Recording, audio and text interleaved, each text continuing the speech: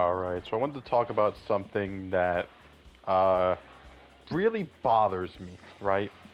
And, the reason I want to talk about it is because of this game right here that you're seeing. Don't worry, there will be some Dragon Ball FighterZ gameplay. We're going to be comparing Xenoverse 2 and Dragon Ball FighterZ.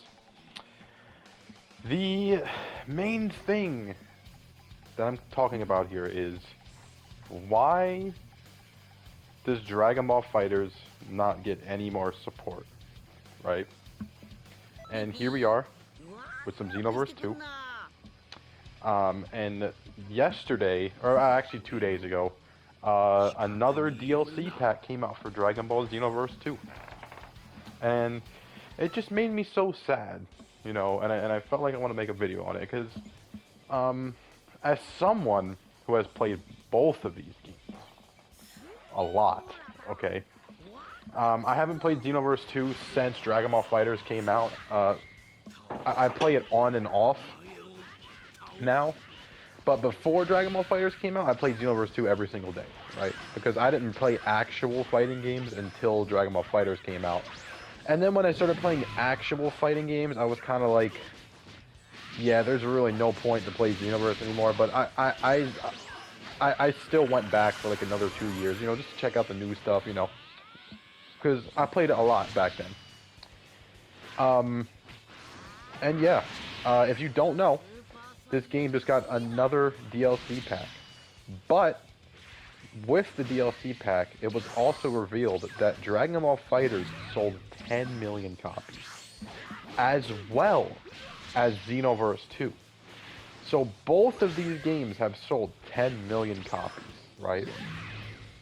So now this leaves the giant question that I've had for many years, right? But for me personally, I always assumed that the answer to this question was that Xenoverse 2 was more popular. No.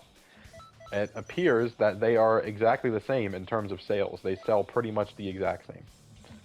So, my question is, why has Xenoverse 2 gotten better treatment than Dragon Ball FighterZ ever has, when they're both selling pretty much the exact same? And I know we're never gonna get an answer to this, but just why? And before you say anything, right? Because I know there's a lot of people that don't play this game. Fair, if you don't play this game, I don't blame you, right? But I did play this game, so I know how it works. And I know the first thing many people are thinking is, well, Xenoverse 2 is probably way easier to make a DLC for than Dragon Ball FighterZ. And when it comes to the characters, of course it is, right? However, you're not realizing how much they add into the game with these DLC packs, right? Dragon Ball FighterZ DLC, they add one new character. So they used to add two back in year one, two characters at once. But now, when the game started slowing down, they added one character at a time. So, you're probably saying, well, one FighterZ character takes longer to make than one Xenoverse character. And you're 100% right. But here's where the problem comes in. The amount of stuff they add in a single Xenoverse DLC is way more than they add in with a Dragon Ball FighterZ DLC. So a Dragon Ball FighterZ DLC will add in one character. What does a Xenoverse DLC add? A Xenoverse DLC adds at least two characters, right? And then it adds the ability to put all of their special moves and alternate attacks on your created character. On top of that, side missions come out that include those characters and their voice lines.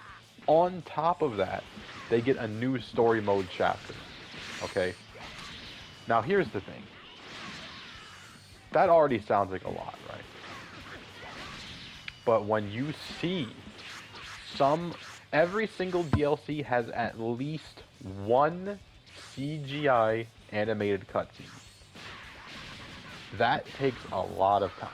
So we're getting 1 to 2, sometimes 3 or 4 CGI cutscenes. Sometimes you're getting an extra stage. You're getting 2 to 3 characters. Usually it's 3 characters, but sometimes it's 2. You're getting all of their moves that you can put on your special characters, and you're getting side quests with 1 DLC. With DragonBallfighterz, you're getting 1 character. So, you may argue that it takes longer to make 1 character in Fighters, which is probably true.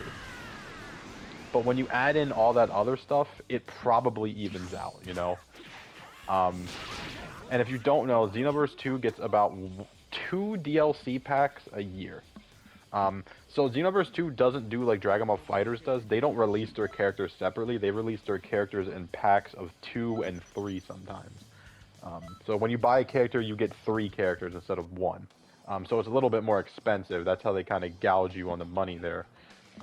But you also do get a story mode chapter, like I said, and the side missions, and a new stage sometimes, and the side quest. So that means there's only about 2 DLCs per year. When the game first came out, there were like 4, but nowadays for like the past 2 or 3 years, there's been 2 DLCs per year, 2 DLC packs. And if you don't know, DragonBallfighterz came out in 2018 and stopped getting supported last year. Dragon Ball Xenoverse came out in 2016 and is still getting DLC. Like I said, the next DLC just came out about 2 days ago, and nobody knows if it's the final DLC. So, you know, my question, you know, if you're watching this far, why? Why is it, I'm genuinely curious, why is this the way that it is? Because, in my opinion, I think DragonBallfighterz, even though they're on the same level of popularity, I think DragonBallfighterz is a more beloved game than Xenoverse 2 is, right? So why has Fighters always gotten disrespected? It's always gotten disrespected. I mean, literally, the game came out 2 years after Xenoverse, and it ended support almost a year and a half before Xenoverse, and Xenoverse could still be going. So Xenoverse has gotten like an extra like 3 to 4 years of content. Fighters only got 4 years of content. Not even 3 years of content and then 1 extra character. DragonBallfighterz only had 1 stage added to it during its lifetime. 1 stage. It's just so sad to see how DragonBallfighterz was disrespected. It had an absolutely garbage story mode, right? So all DragonBallfighterz had going for it was its absolutely perfect gameplay. And we can't even get a new stage. We got 1 new stage in year 1, and that was it. I mean, why was Fighters so disrespected? I truly believe DragonBallfighterz should be getting a season pass every year from last year, this year, and at least next year. I truly believe that. And it was just terribly disrespected. And then rollback netcode gets announced in August, and we still haven't gotten it. We still haven't gotten it. What is that about? I mean, they can't even do the most basic thing that everyone asked for. I mean, it's a basic feature to be able to play the game online. And by the time it comes out, it's probably going to take them at least a year, right? And they did announce that there's going to be another balance patch, but a balance patch isn't going to do much, you know? It's the people that do play the game are going to enjoy it, or maybe they'll hate it, who knows? But what I can say is that I'd much rather have a new character, or 2, or 3, or 4, than a new balance patch. That's just me, though. So why was Fighters so disrespected? Because it really came out of nowhere, and it blew up, and it was such a monumental game. Dragon Ball Xenoverse 2 is not really a fighting game, you know? It's a Dragon Ball game where you can mess around, it's broken. Of course it was gonna sell well. But Fighters? I mean, Fighters is an actual fighting game. Nobody knew it would sell this well. but it did. And we get repaid. And you know, this is the sad part. I'm asking for them to add pay-to-win DLC characters because that, like, it's fun. I'm asking for them to take my money, and they don't even want to do it. And that's always sucked about Dragon Ball FighterZ. They just don't support this game at all. And I would just like to ask why. Like, why do you personally think that is? Why would a game like Dragon Ball Xenoverse get more support than a game like Dragon Ball FighterZ? I would do anything to have Beast Gohan in Dragon Ball FighterZ instead of Dragon Ball Xenoverse, you know? Like, that would just be amazing. But there's a lot of characters that I feel are missing from Dragon Ball FighterZ. I think, me personally, I think the new Piccolo should be there. I think Gamma 1 and 2 should be one character. I think Beast Gohan should be there. I think Bojack should be there. I think Tapion should be there. There's a lot of characters that they're missing. In my personal opinion, I believe they put the wrong Jiren in the game. I don't think Jiren should be the basic one. I think he should be full power. In my opinion, they put the wrong UI Goku into the game. You know, there's just so many characters I feel that are missing. But then again, for UI Goku, they kind of like mixed up their moveset, so he has everything. I just don't like the way he looks. I prefer non-mastered Ultra Instinct. But that doesn't really matter. But for me, I do think Jiren is the wrong version, and I think Tapion, Raditz, Bojack should be in the game. All that. There's still characters that they can add that would be exciting. Because for me personally, the most disappointing character in this game to this day for me is Kefla. I think Kefla is so boring and basic. And I believe that Bojack, Tapion, or even Chi-Chi deserve to be in the game more than Kefla. You know, if you wanted to add a female character, you just shouldn't have added Kefla. She is so boring. I think Kale in her Broly form is more interesting than Kefla. And the best part about Kefla is when you beat her with UI Goku and you get that dramatic finish. Or Blue Goku, my bad, not UI Goku. Yeah, I just don't understand why this game got left in the dust. The only, and I mean the only reasonable explanation that you can give me that I would say I accept this explanation and I believe that this is the right move. The only explanation you can give me is that they are making another game, or they're making a Naruto or One Piece or Bleach version of Dragon Ball FighterZ. If they're making another game, completely acceptable to why this game. Because, me personally, I think Dragon Ball FighterZ should be a series. But I'm not saying they should make Dragon Ball FighterZ 2. I think they should make Naruto FighterZ. I think they should make One Piece FighterZ. I think they should make Bleach FighterZ. I think it should be a series where they take games that have absolute trash fire games that just aren't that good and give them games that can be played for decades. Like, this game is going to be played for decades. Because Naruto has Storm, I guess, but I'd much rather play a Dragon Ball FighterZ than a Naruto Storm any day.